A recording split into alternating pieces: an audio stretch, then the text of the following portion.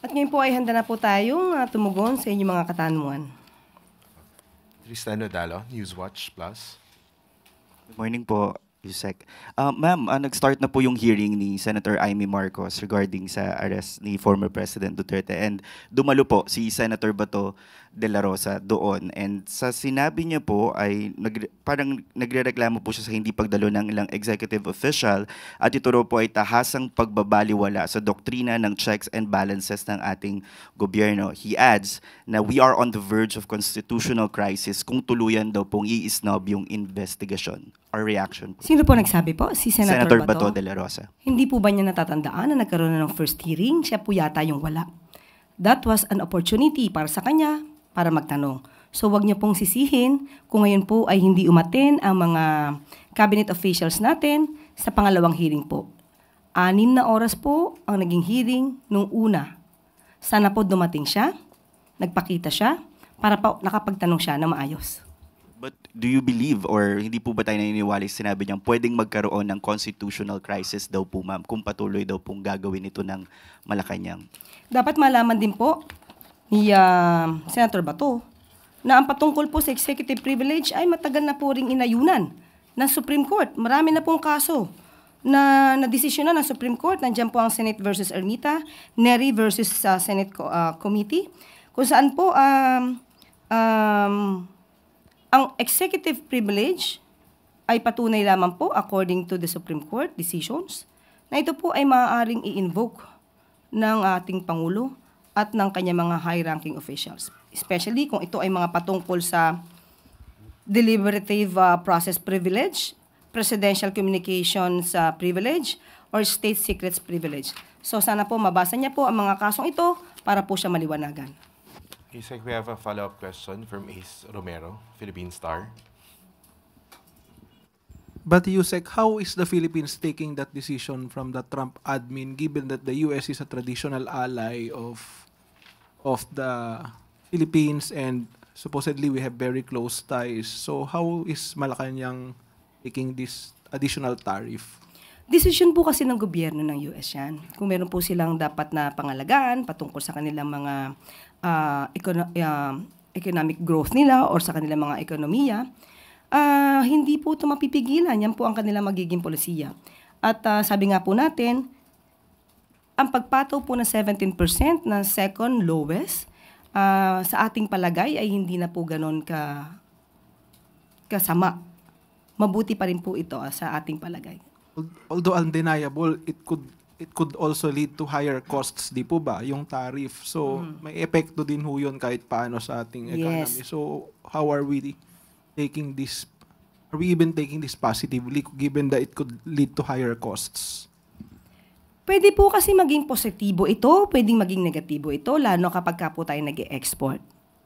Pero kapag ka po nanatili ang ganitong klaseng polisiya, maaari pa rin din po tayo makakuha ng mga investors mula doon sa mga bansa na may pinapatawan ng malalaking tariff.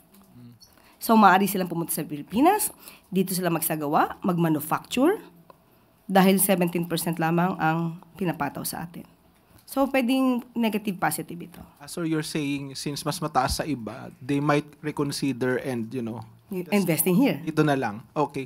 Meron ba tayong ibibigay na offer sakali sa US or sa Trump admin in case para somehow ma-mitigate or somehow ma-ease yung tariff na yan, or will we renegotiate para magkaroon ng better terms given that we are close allies? Siguro po, ang tamang ahensya po ang sasagot po niyan, at sa kasalukuyan po ay wala po tayong update tungkol sa iyong tanong.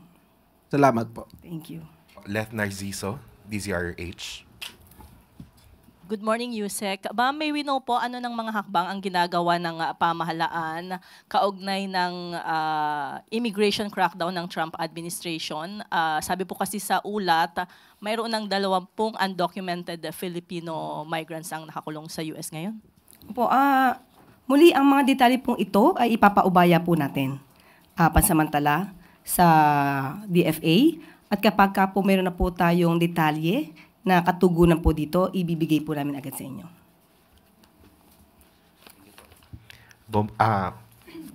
follow-up question from Maricel Halili.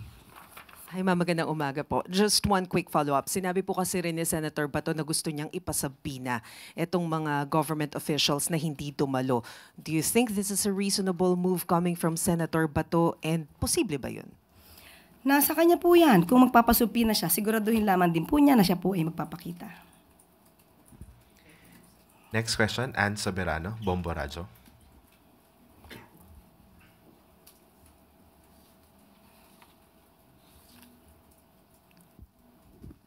Yusek, sinabi kasi kanina na on negotiation phase pa yung pagbili natin ng F-16 sa US. Sakali, Yusek, saan kukunin ng gobyerno ang pondo pambili po ng mga nasabing aircraft? Naku po. Sa ngayon po, ako po personal ay hindi ko po batid ang kasagutan patungkol dyan. Sana po natanong kanina kay Sir Jonathan Malaya. Anyway, sabi pa po natin, wala pa pong detalye, katulad pong sinabi ni Sir Jonathan Malaya. At alamin po natin kasi nasa negotiation pa lang po. At pagka po nagkaroon na po ng mga detalye patungkol po sa budget, muli ibibigay po agad namin sa inyo. Thank you po. Sam Medinilla, Business Mirror.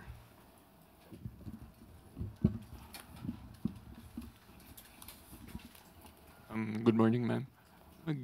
Hello. Magtatanong lang po ako, kami regarding po dun sa Palace reaction ng sa 17% reciprocal tariff na inimpose ng US government sa Philippines. May assessment na po ba yung Philippine government kung ano yung mga industries na maapektuhan ng sabing 17% tariff? Sa ngayon po, wala pa po tayong detalye patungkol po kung ano mga industries na maaaring maapektuhan. Pero siguro po itong 17% na ipapato na tariff ay isa na rin pong magandang balita. Dahil mas marami po na bansa na mas napatawan ng mas mataas na tariff. At lumalabas nga po na parang tayo lamang po ay ang second lowest, no? Susunod po tayo sa Singapore. At ayon din po sa DTI, yung impact po nito ay medyo hindi ganon kalaki. Very minimal po. At tayo rin po ay naniniwala sa isang relasyong maganda, ang US-Philippine Alliance. Kaya po, ang pagpapataw po ng 17% ay maaari na pag-aralan din po ng gobyerno po, ng administrasyon ng US. Kaya ito po ay tatanggapin natin. Pero kung ano man po ang maaaring maging impact, of course, tayo ay dapat tumugon ng nararapat. Pero as of the moment, sabi nga po ng DTI, very minimal po ang magiging impact sa atin ito. Ma'am, but what steps will the government take to ease the impact of the additional tariff kung saan? Titignan po natin. Kasi ang base naman po sa mga reports natin, hindi naman po din kasi ganun kalaki yung ating ini-import, no? Or ine-export, hindi tayo malaki ang ine-export sa US. At alamin po natin, base na rin po sa DTI at sa DOF, kung ano maaaring maging dating or impact ng 17% sa mga project or sa mga produkto ng Pilipinas. Last na lang, ma'am. Will the government appeal the additional tariff sa US government po? May plano po bang mag-apela yung Pilipinas na parang i-reduce or tanggalin yung 17% tariff? Sa ngayon po, wala pa po tayong nadidinig kung may plano po. Pero kapag ka po nagkaroon ng pag-uusap patungkol po dito, at muli, ibibigay po namin ng update patungkol dyan. Thank you po, ma'am. Ana Badjo, GMA News Online. Good morning po, ma'am. Ma'am, may we just get your reaction on the recent statement made by Vice President Sara Duterte that although it is ironic, but she has to thank President Bongbong Marcos na nagkaroon sila ng forgiveness ng papa niya, former President Rodrigo Duterte. Okay. Mas maganda po siguro kung magpasalamat muna si VP Sara sa kanyang ama mismo, kay dating Pangulong Duterte.